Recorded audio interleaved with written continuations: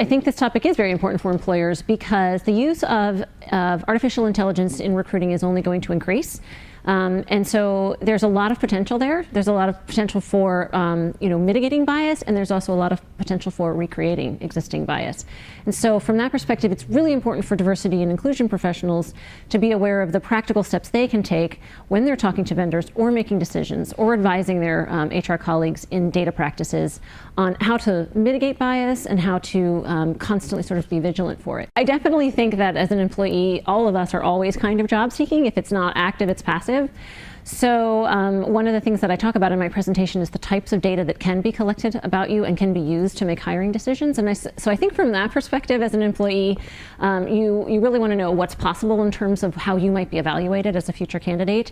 Some might see it as a little bit creepy, but it really is the way that things are going. And so how do you get ahead of that?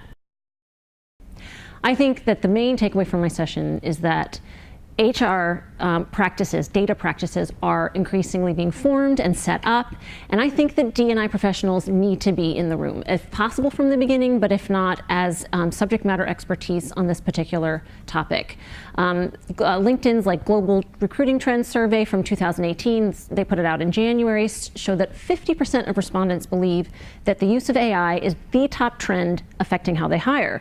So that means that in order to go forward with a planful approach, you want to have D&I professionals in the room when your HR data practices are being set up.